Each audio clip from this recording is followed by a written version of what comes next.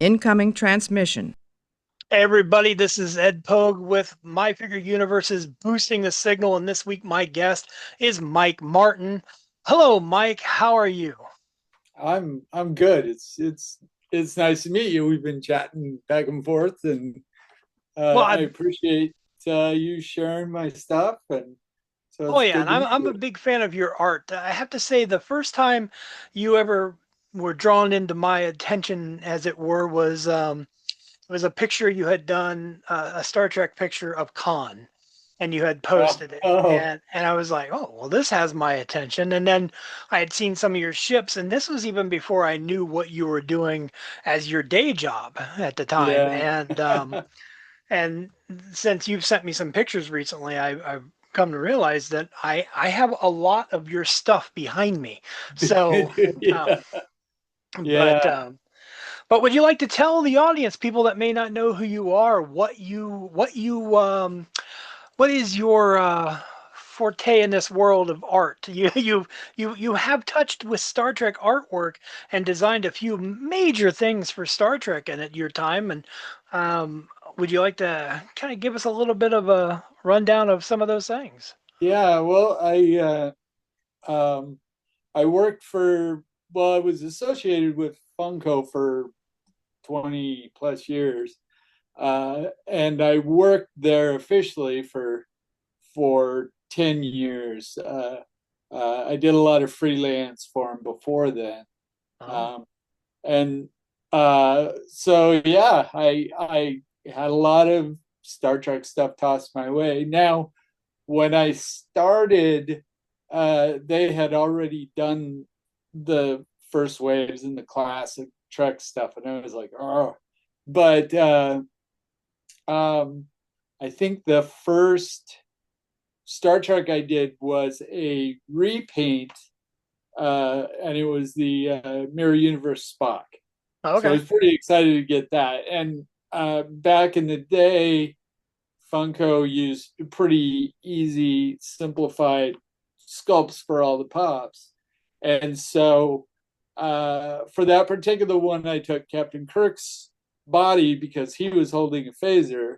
And Yeah. then we put Spock's head on that body and then repainted it. We added the goatee, and I had to create all the graphics for the medals and stuff that he wore on that tunic, and make it printable so it looked like uh, he was wearing that tunic. So that was the first Star Trek pop that I did, which was pretty cool, and that was pretty early on after they hired me, probably within a year after they hired me. So, and then over the years, I know like I didn't do any of the uh, next generation stuff. That was another designer, but I did uh, the last Kelvin verse movie. Was that Beyond? So I Yeah. did all those pops, which was a fun project. Yeah, those Uh, are really good ones. That honestly, those were the first Star Trek pops I ever had.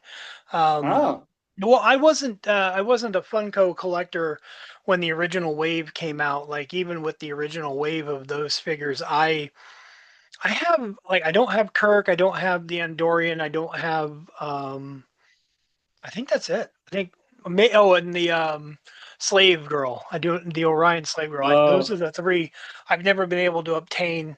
But like I like friends would find them on shelves and say, "Hey, do you need this one?" Yes, I do. It's like um, and thankfully, as Funko has gone further down the toilet, prices yeah, are going yeah, down. So it's like, thanks for yeah. failing, guys. You know, but Yeah, yeah. They forced me out a couple of years ago. Uh, basically, I'm old and I made too much money. It's a real thing, and which was sad, but it was also the way the company's been going. It went public in 2017, and it's just kind of been a downward slide since. I still Yeah. have good friends that work there, and I always wish them well. And I don't wish Funko to fail because No, it was an amazing place to work. don't Uh, get me wrong. I don't want to sound harsh. I'm basically making jest at the fact that I can afford the older pops now, as people are. That's yeah, my only thing. But no, yeah, I understand. It's the magic kind of. I don't want to say died, but like I don't know anybody there. I mean, there was one point in time when you couldn't throw a stick where it wouldn't be someone whose name I didn't know or we conversed with, and yeah, even to the fact that when my wife had gotten really sick in 2019 and was in a hospital, and we got a care package from Mariotti and the Funcast crew, and that oh I wow, mean great. that was surprising, and um, I so like I won't I'll never I'll never disrespect anyone that was associated with the company. Well, But I'm sorry. I will say that, when I started working at Funko, well, here's a little history on me and Funko.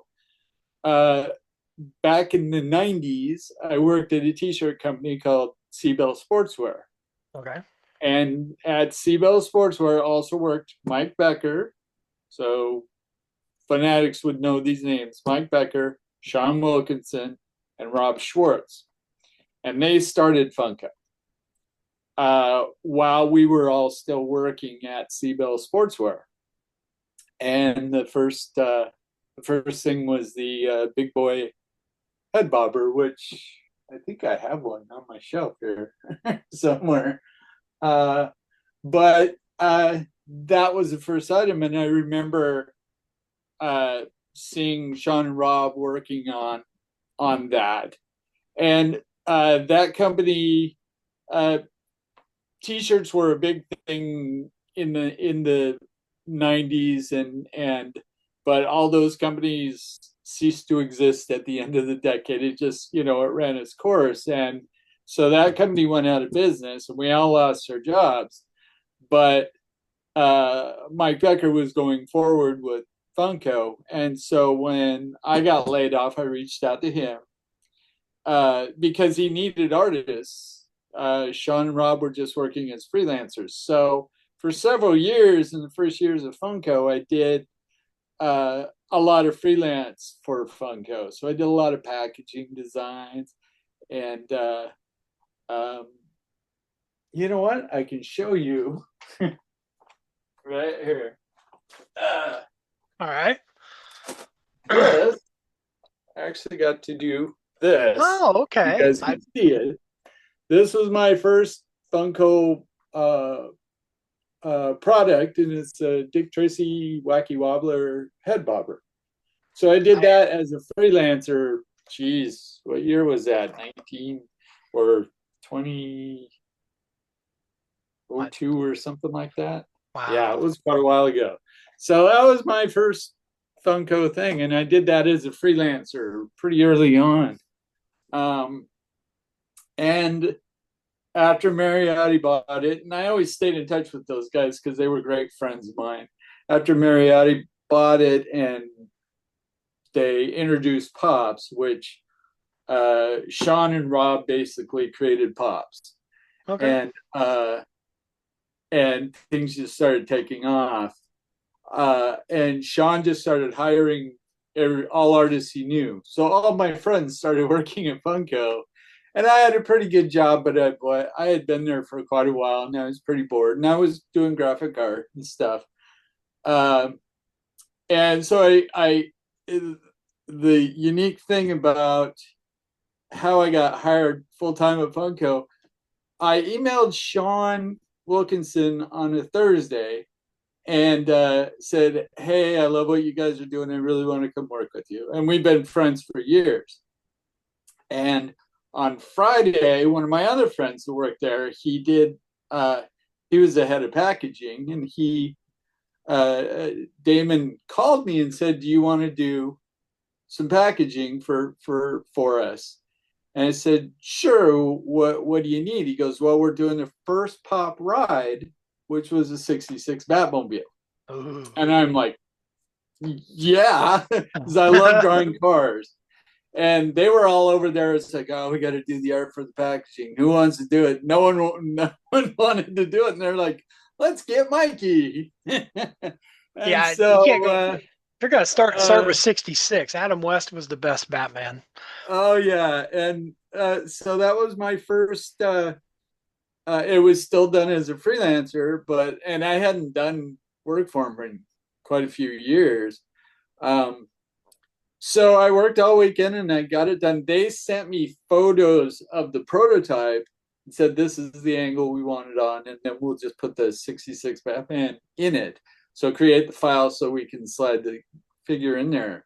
So I worked all weekend on it. And on Sunday night, I emailed it to Damon and I went to work on Monday and I was kind of going, all right, what's going on here? What's going on? So I called Damon at lunchtime and I said, did you get the file? He goes, oh, yeah, it's great. We love it. Send us an invoice and all that. And I'm like, because I thought, okay, here's a test for Mike. And Yeah. I go, so did Sean see it? And he's like, oh, yeah, Sean, Brian, they all loved it. And I'm like, okay. So I called Sean. I go, Sean, did you get my email on Thursday? And he's like, oh, let me see. The Batmobile had nothing to do with the email. Sean hadn't seen my email yet. Wow. So he looked at it and he goes, oh yeah, let's get together tomorrow night and talk. And we talked and he goes, when can you start? So Well, that's 2 weeks great. later, I was working at Funko. So it was just kind of funny that they just thought of me anyways. And yeah, it was a pretty easy decision to go there. So I was employee number 20 at Wow. Funko. So Funko was very small. Um, it was great because like Mariotti come out of his office and go, we need something for Comic Con. And all you had to do is stand up and go, this. And he'd go, it's yours. Wow. It was Simpler great. So times. a lot of bucket list things just have, if you stood up and yelled it out, you'd go, yep, go for it.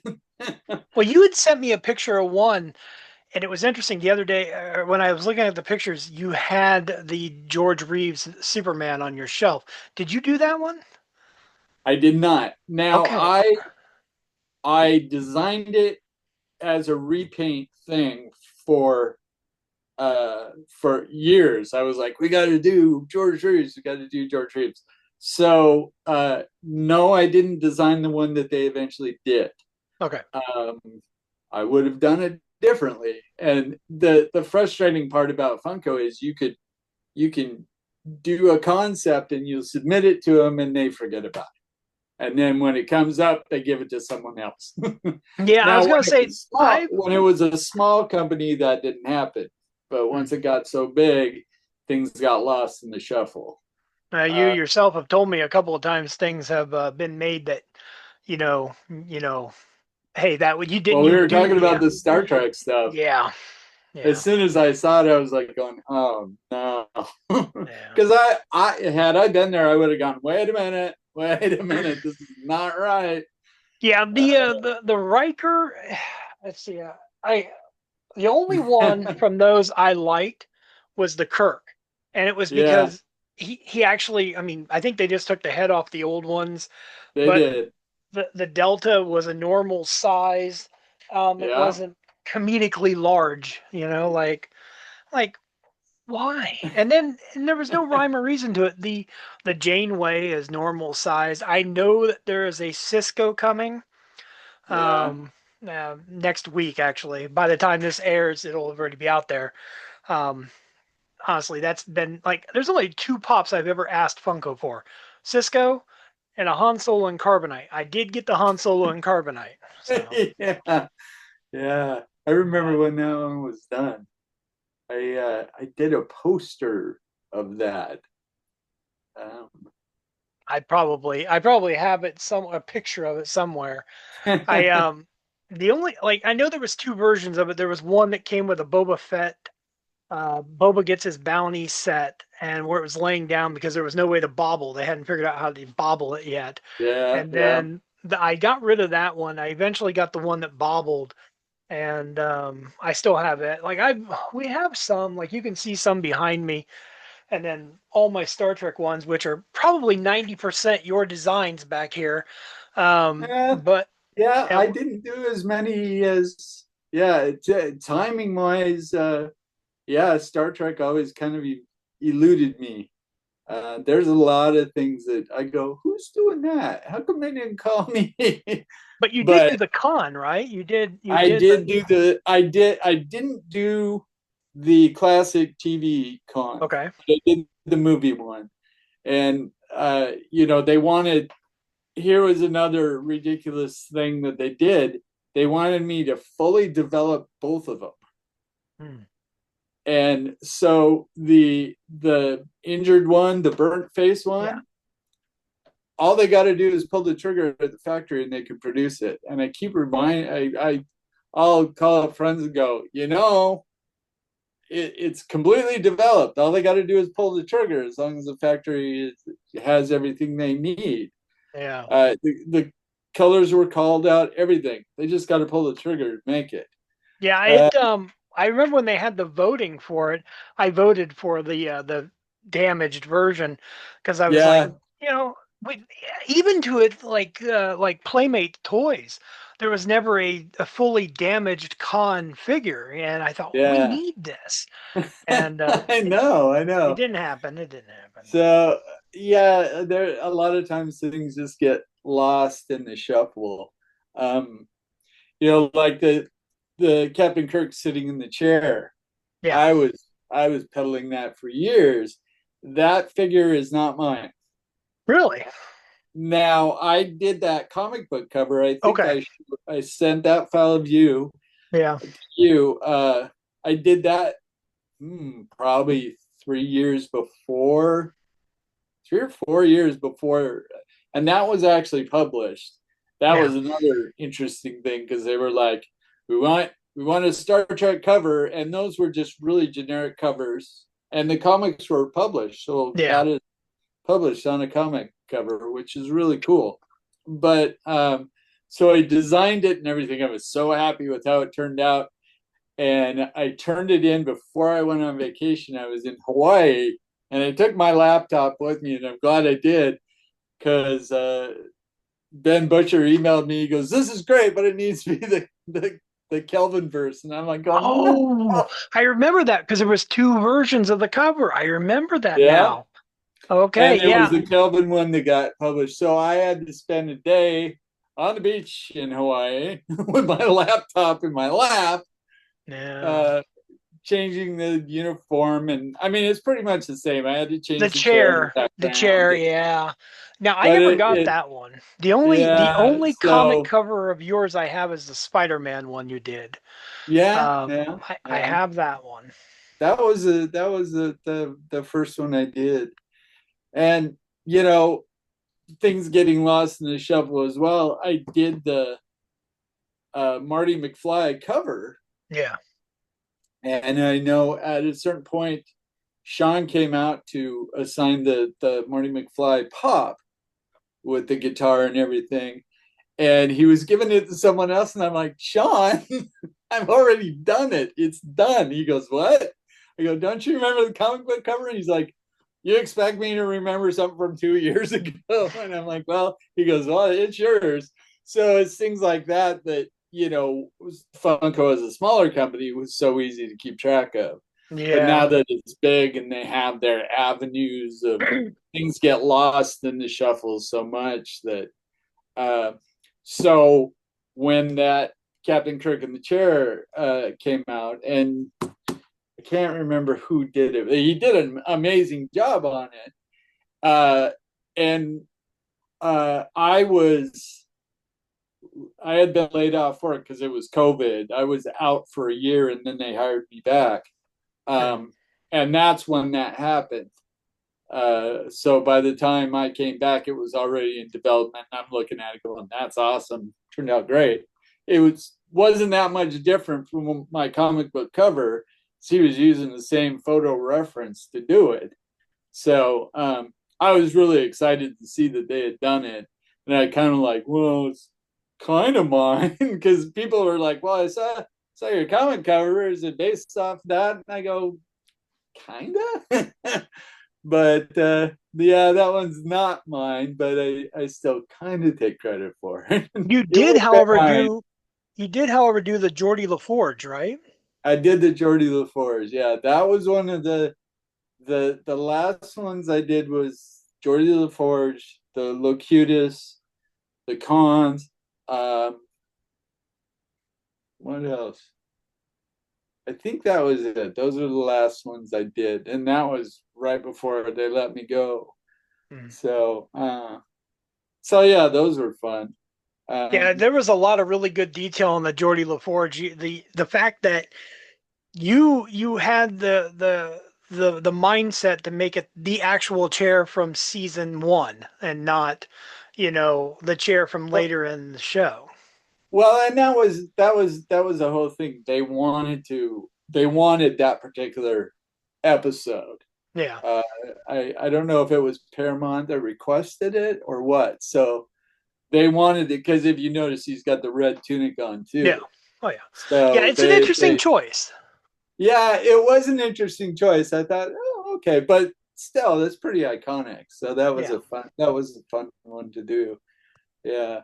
Um, Now, outside of designing for Funko and stuff, you have an immense amount of wonderful art that you have done yourself, such as, like I said, the aforementioned con picture that I had seen, which these are things I will have on the screen for everybody to see. But then also you have some really wonderful ships that you've done. But I yeah. do have a question about ships.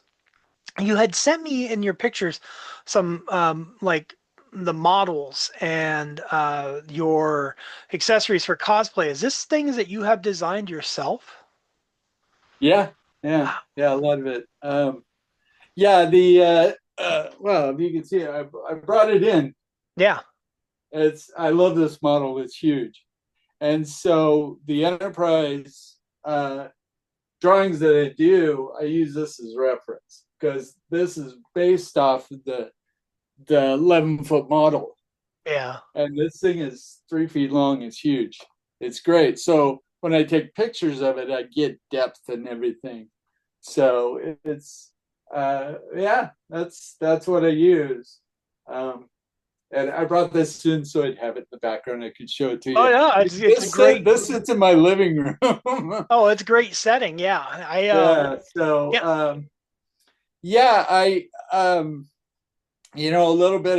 little bit of background for me and Star Trek is I my birth date is September 18th, 1966. Okay. I am the same age as Star Trek.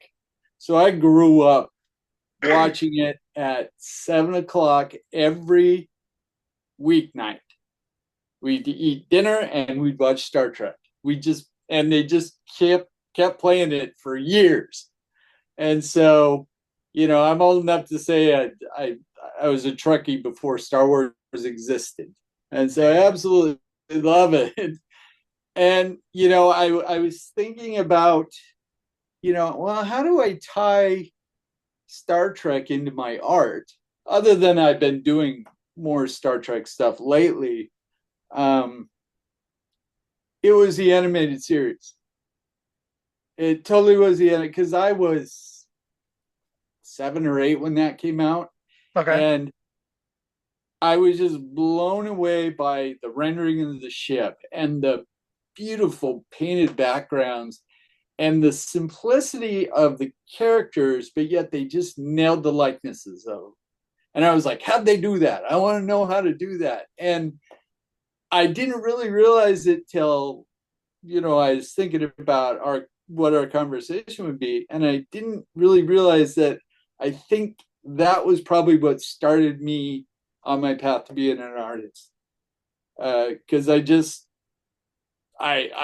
loved the way the Enterprise was illustrated in that show.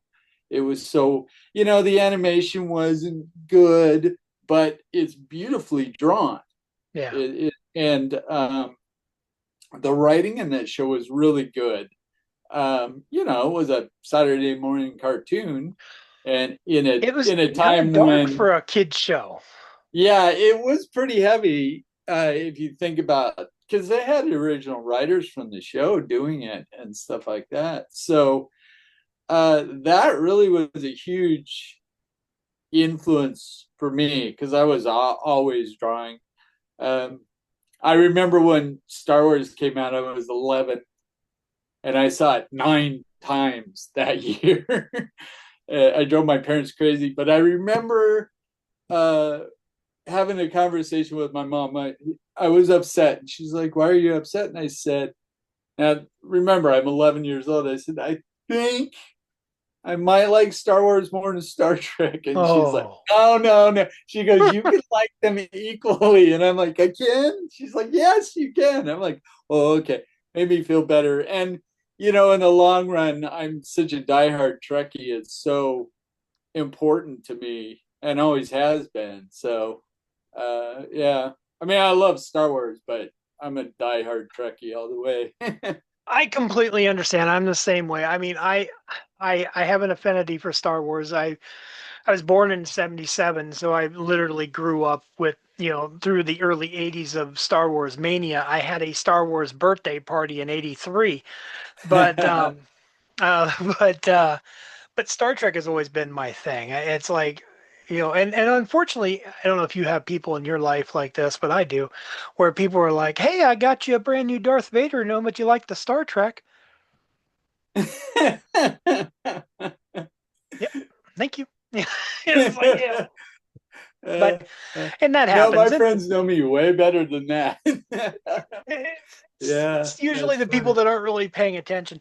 There is a Right. book I want to tell you about, and I'm going to send you a link later on. There is a really good book I think you would enjoy. I don't know. Do you follow Geek Filter? He is a. I don't know his real name Yeah, I don't. offhand, but he put out a book a few years ago, and it's all about the animated series, Oh, and yeah. it is the most comprehensive book you're gonna find about the animated series. Oh, yeah. I'd And love to check that out. I'll make sure that you get the link. Trust me, because I think this is something that you're gonna really dig. Um, but yeah. Anyways, now another thing, since you had mentioned that you do your accessories like your phasers and stuff like that, which I will be showing everyone, you have some amazing cosplays. And I mean, just off the charts. People need to know about, like, your mixing of Cylons and Mandalorians and even the Rocketeer are off Oh, the damn yeah. chart. And Yeah. like, what is your process? Like, how do you do this? Like, is it tooling? Is it You um know, I I love building things out of things. Back in the 90s, with Sean Wilkinson, our director at Funko, we and a bunch of other friends, we made a backyard sci-fi movie. It's called Clone Raiders. It's on YouTube. You'll watch it and go, I have no idea what I just watched, but it's really well done. And we did basically when Sean asked me, "Do you want to help us work on this?" I go, "As long as I get to make a spaceship." And he's like, "Yep, it's yours." And so it was all about we went to thrift stores, we did dumpster dives, we had just junk in boxes on shelves, and we pull them and glue them together. A lot of the way Star Wars was done, yeah. and I just loved doing that. And so, um, you know, when I was a kid, my dad, uh, I was so wanted a phaser that was right because there was nothing like that in the 70s.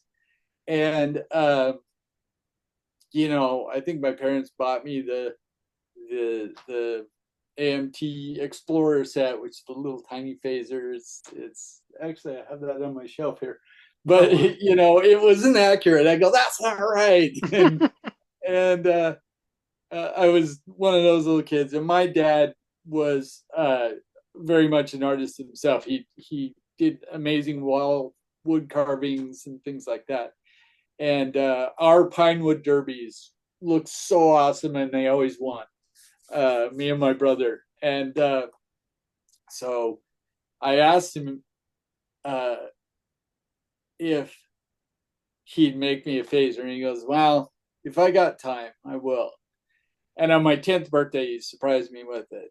And I actually grabbed it. It's right here. This is made out of wow. wood. That's amazing. And yeah, so I get my artistic talent from my dad. And here's the really cool thing, there's a nail with a spring in it. Holy crap. That Yeah. is an attention to detail. Yeah. Wow. And he did, I think there was a pretty accurate drawing of it in a Starlog Weapons magazine that I had. And he grabbed it and he did this in secret after I go dead. And he goes, "Well, we'll see. Maybe I can get it." And he gave that to me for my 10th birthday. Now I had to sand it and paint it. Yeah. He goes, "Now it's up to you to finish it." So, and I've thought about repainting it, and I'm like, "No, it's perfect the way it is." That's So great. my dad made things like that for me. So the bug of making like a Cylon armor and something like that, uh, The a pipe cage. laser. Pike's phaser. Yeah, and so that was another thing. You can get both of these are from the 70s. That's And amazing. my dad, this is PVC pipe, and he carved the handle and figured out how to stick it in there. And but again, he handed it to me and go, "You gotta sand and paint it." Well, that's great. I mean, that's wonderful. You went halfway, and Yeah, I love but that. so I think a lot of my cosplay and stuff like that, it came from my dad. I belong to a group called Costume Characters for Causes, and we do cosplay for charity and stuff like that. Like we're going to be at Emerald City Comic Con in March, um, so that's always fun. So when you're hanging out with other people that are cosplayers, it's a lot of fun. My friend Matt has he's the most amazing Keaton Batman. It's just so much fun to hang out with him because it's like, yeah, I'm a Batman. uh, he's Batman in Seattle on Instagram. So if anybody wants to check that out, We'll put that right uh, down there. yeah.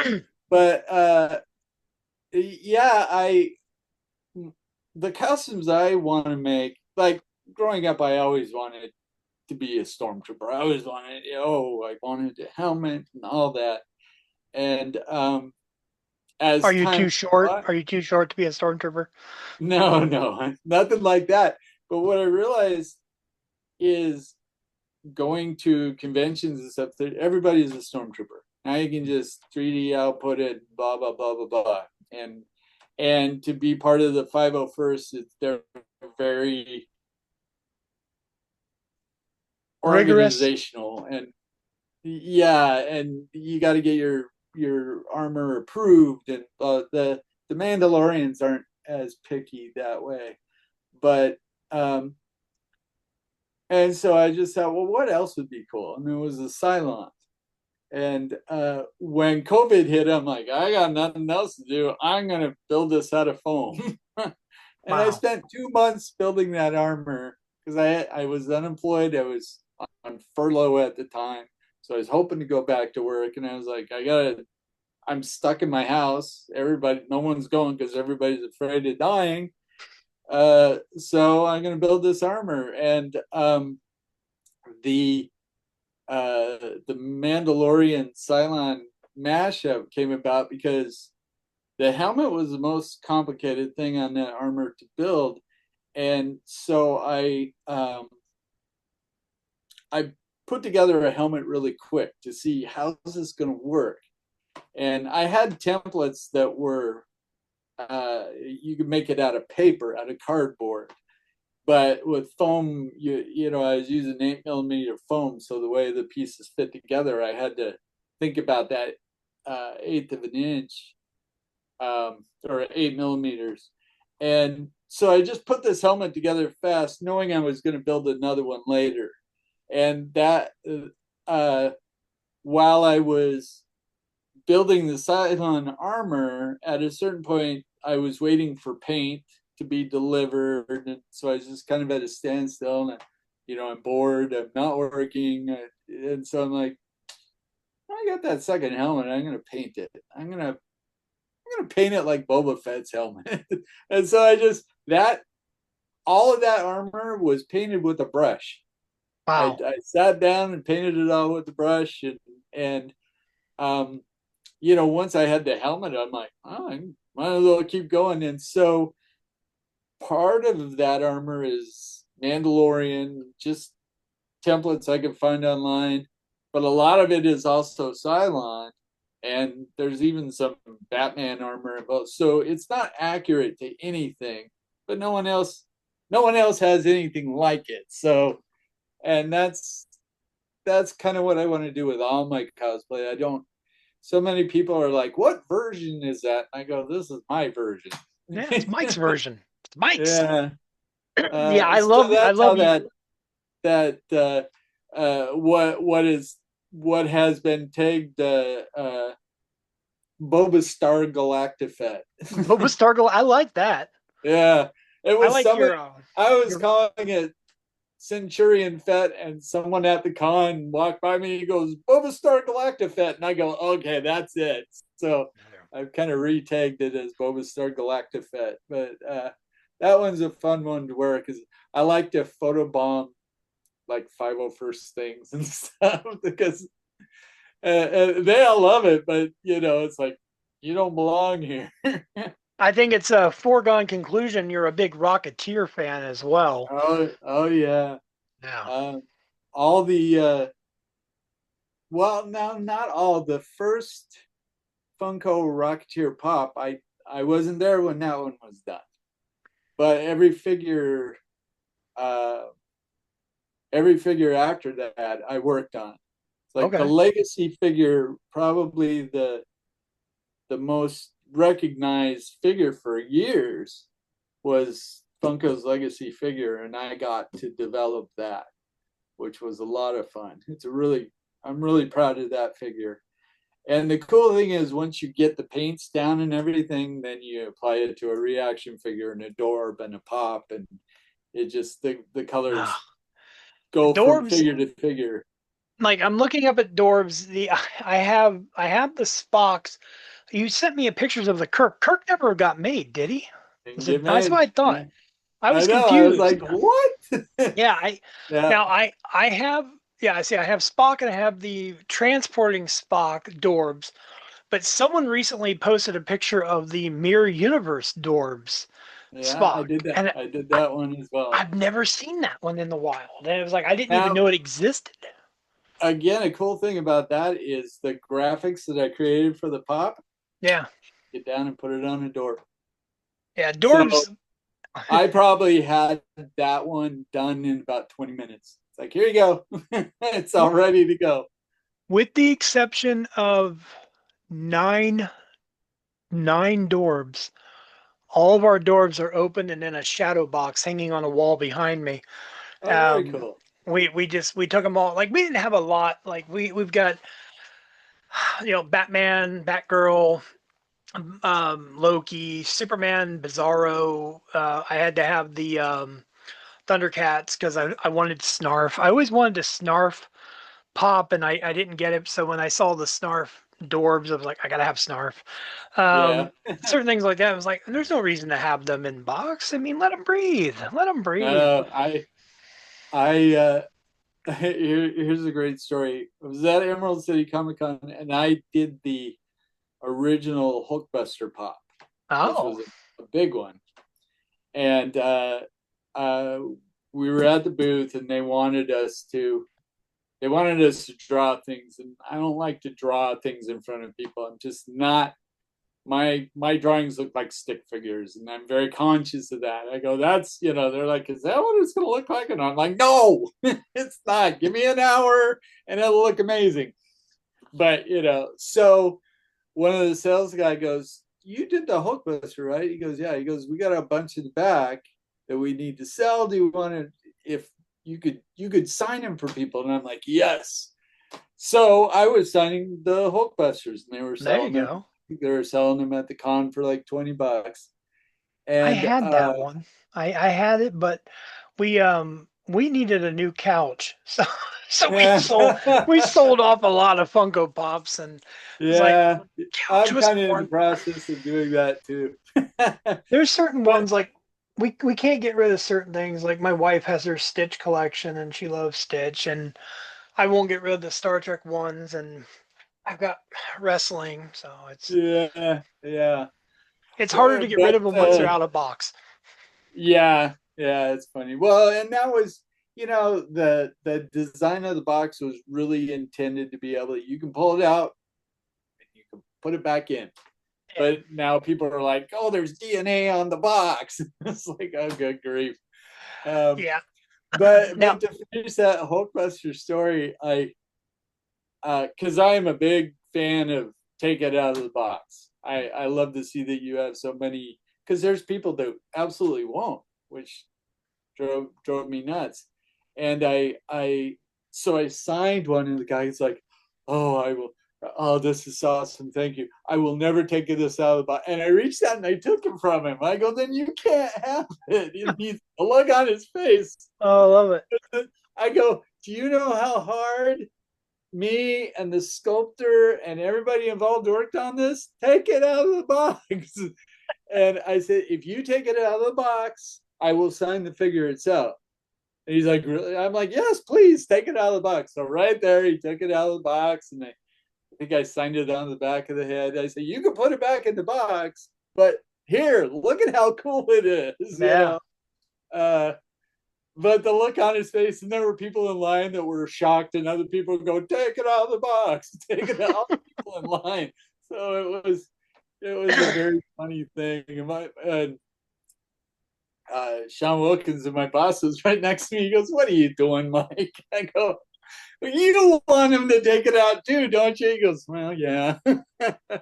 Well, that So, was I don't I mean obviously you worked at Funko, so you knew Mark Robin, I assume, right? oh yeah, yeah. Okay. So like when Mark ended up working for QMX for a while, then they started putting on their boxes, it meant to be taken out of the box was being printed on everything, and I was always like, yeah, that's Mark. That it's like, but I always got a kick out of those. And then of course that was why I started buying Dorbs.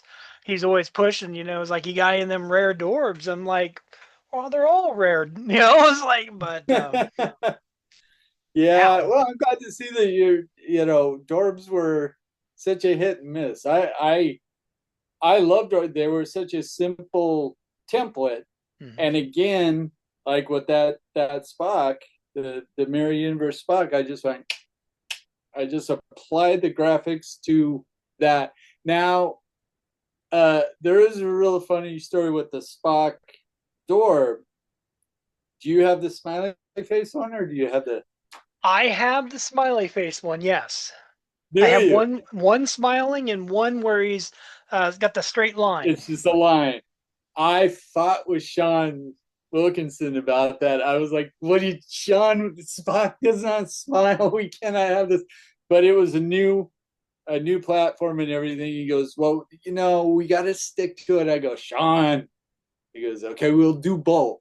I go, "No one's gonna want the smiling Spock." But yeah, I had to fight for that straight line. I'm like, "Come on, Sean," because the faces were all the same on the Yeah, Dorbs, and it was the way it was developed, and I got it. But I'm like, we can't have a smiling Spock. yeah. So It didn't make sense. I mean, the only other one I can think of that wasn't smiling was, well, Bizarro. He had a frown.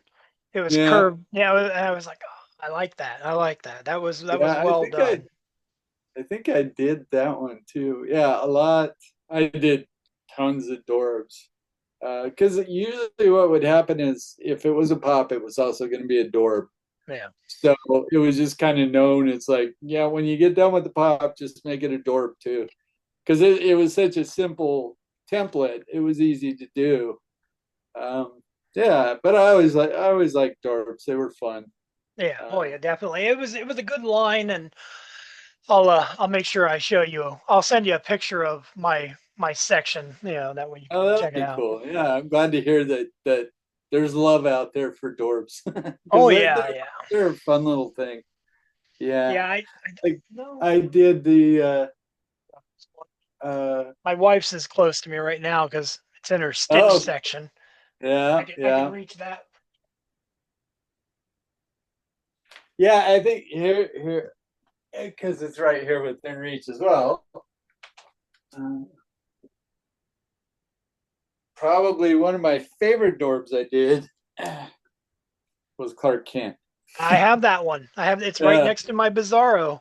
and that was another thing because we had to change the arms so he could be ripping his shirt open. But again, this I took all the graphics from the pop and said apply it to the dorm. Yeah, well done. I mean, I even bought that one for a friend of mine for Christmas that year. Um, Another one that I don't know if you had anything to do with it, but I love the Hellboy as I'm looking at it because like one had the horns and one didn't have the horns, Yeah, and I was yeah. like, and so of course I had to get them both. But Of course. Yeah, yeah, no, I didn't do the Hellboy. I've always Yeah. had a theory. I've always had a theory that Funko products are coated with cocaine to get us addicted. And it's like you touch it and you're like, oh, I gotta have more. Yeah, it's quite the phenomenon. It really, and again, it was such a great place to work. Great, the people that work there are so creative.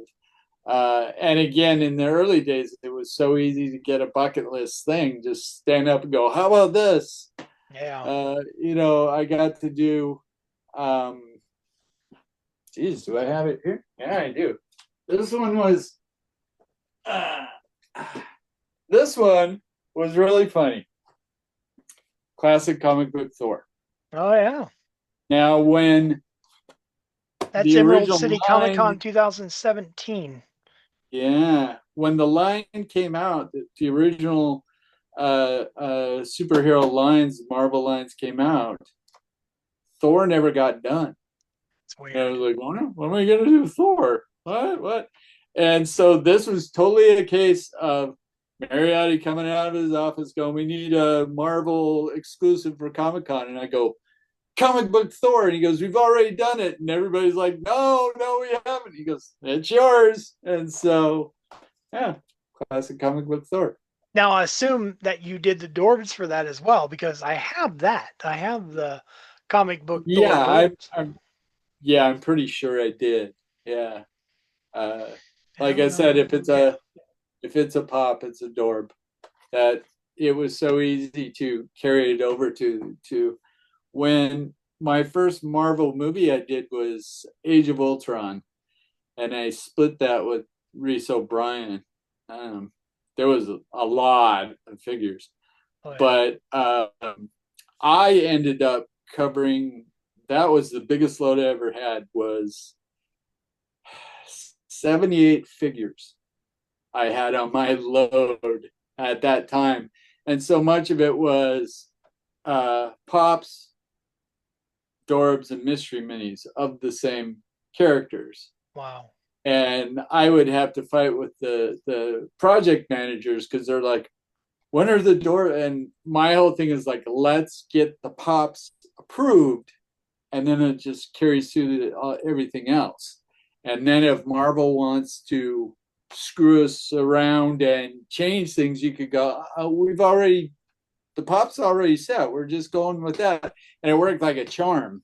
But Wow. every time a new movie would come out, I would have to tell the new project managers, this is the way we got to do it. Otherwise, you're going to be backpedaling. And it's like, so do we need to change the pop now? Okay. Yeah.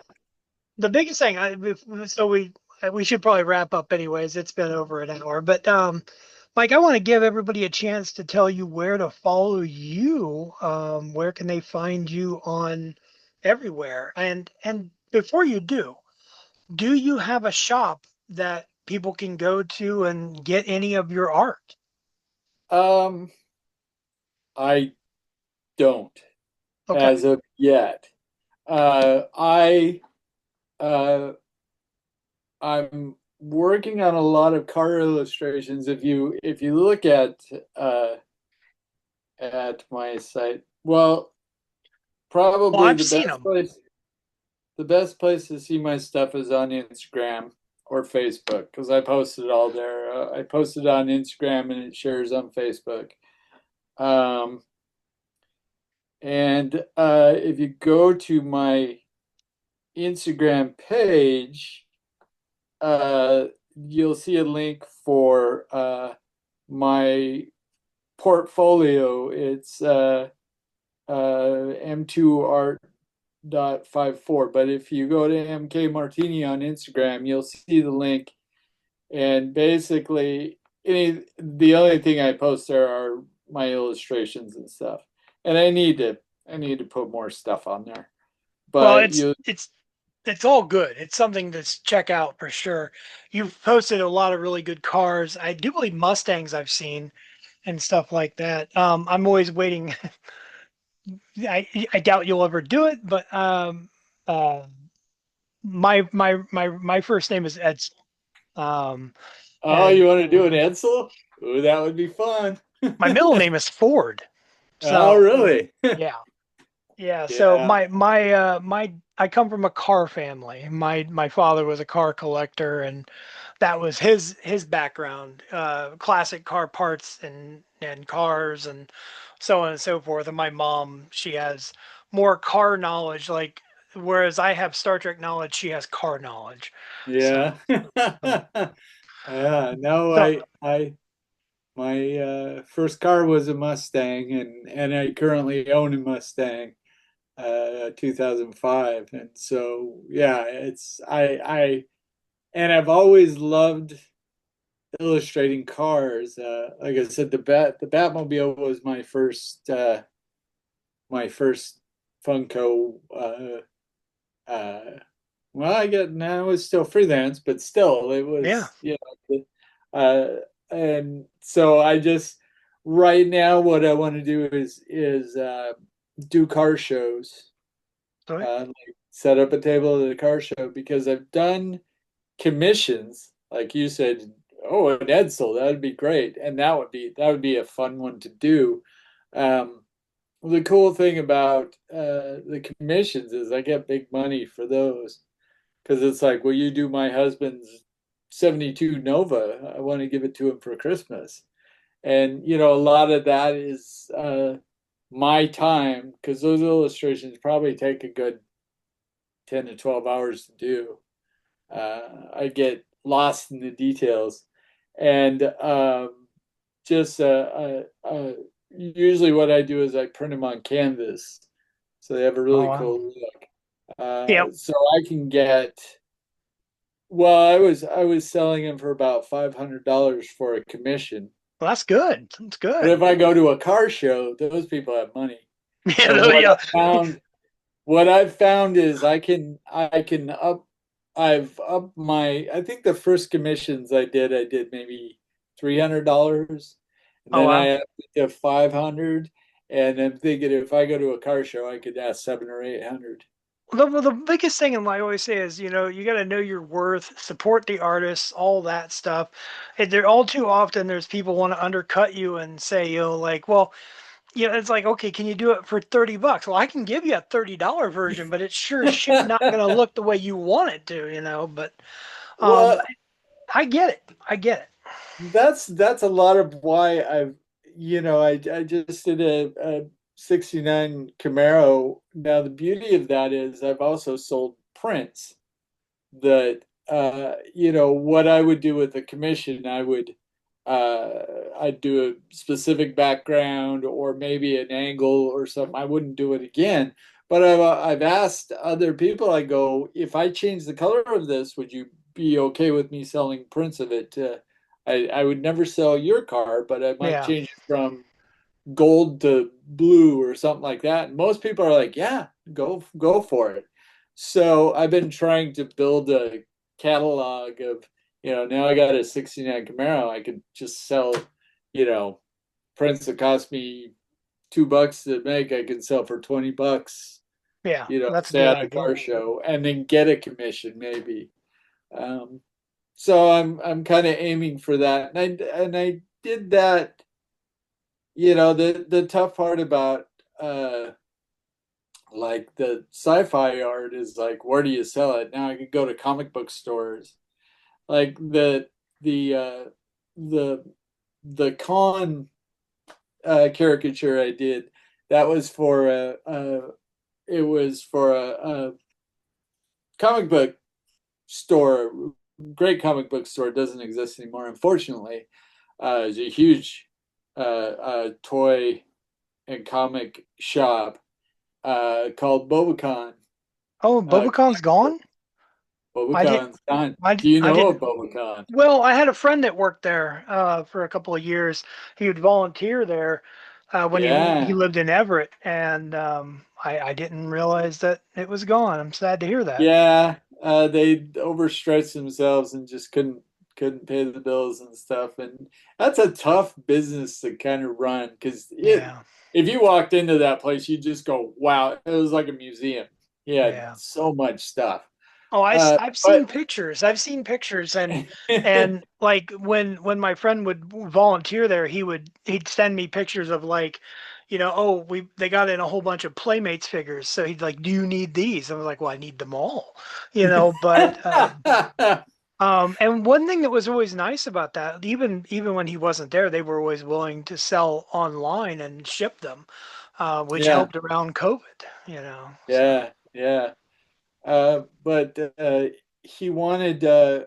There's a now it's faked. It was photoshopped, but I designed it was Boba Khan, and so on one side of the door was Boba Fett, the other side was Khan, and then I had like TIE fighters and um, uh, the Slave One on the landing platform. I did that, oh and wow. then on the other side it was the Enterprise and Reliant blasting each other. I will Uh, say, oh, I'm sorry, go on. well, unfortunately, we did the artwork. He paid me for it and stuff, and then when he realized how much it was going to cost to do the windows and vinyl, he never got it done. And I was like, oh. So the only thing that exists is that Photoshop. I took a picture of the front of the store, and so unfortunately it didn't work. But I got that, those cool illustrations of Boba Fett and Khan out of it, and plus the Star Wars stuff because I sold the print of that Slave One. I was really proud with how that one turned out, and I want to do more stuff like that. It's tough. It's like, do I do cars? Do I do Firefly? I want to do Firefly, but Oh I yeah, haven't done that yet. So I'm a that's on my docket. I need to do a Millennium Falcon. I I'm a have that Firefly hat too. fan. I have that hat too. This is actually this one is this is handmade. This isn't Oh, store bought. cool. This was made by a family member. So and Awesome. That's great. Yeah, I can't remember where I bought mine. I think I bought it at a con, but yeah. Uh, I will say this though, be careful if you ever do start selling prints online with Star Trek. Ever since the new regime has taken over, they're really sticklers on wanting their pound of flesh, as it were. So yeah, and that's why, if you do it at like a comic book shop or at a con or something, it's yeah, the minute you go online, they'll bury you. They want yeah. their penny. But doing it as commissions and stuff like that, you can kind of go, if you can find me, come and get me, I guess. uh, Well, yeah, Mike, Mike, I appreciate your time. I appreciate all of your information and these wonderful stories. I really hope everybody checks you out and looks for your artwork and definitely checks out your Instagram page and everything else. I think you are a talent that really needs to be seen by a wider audience. That's why I wanted to boost your signal. And Oh, I really appreciate it. oh yeah, no problem. I appreciate your time and coming on here and talking with me. And I hope Oh, it's everyone been enjoyed. fun. Yeah, I can Yeah. talk Star Trek forever, that's for sure. Except I'm thinking I gotta go to bed. But Yeah, it's still early for me, but late for you. I get mm, it. Yeah. yeah, yeah. But do I do appreciate your time and have fun at the Emerald City Comic Con coming up, and that'll be something to look for the pictures of. I can't wait to see how that is, Yeah, I think and I'll do Batman, the Rocketeer, and maybe that Mandalorian mashup. That one's yeah, a if you fun one. everybody, if you're at ECCC, go and check him out. Look for him. Yeah. Find him. Tell Yeah. him, hey, I saw you on Boosting the Signal. Oh, that would be cool. Yeah. No, No, I feel honored that you reached out to me. This is really cool. I appreciate you boosting my stuff, and I'm not much of a promoter myself, and I do my artwork because I need to.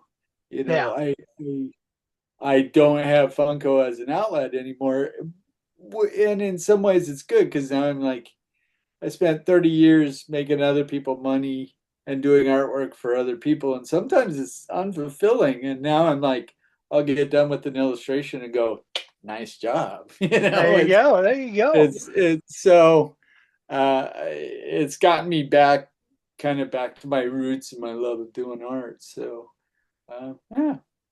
That's good. Well, sir, I appreciate your time, and I hope that you you have a wonderful, wonderful rest of your day and your week. And I Yeah. will live long and prosper. All right.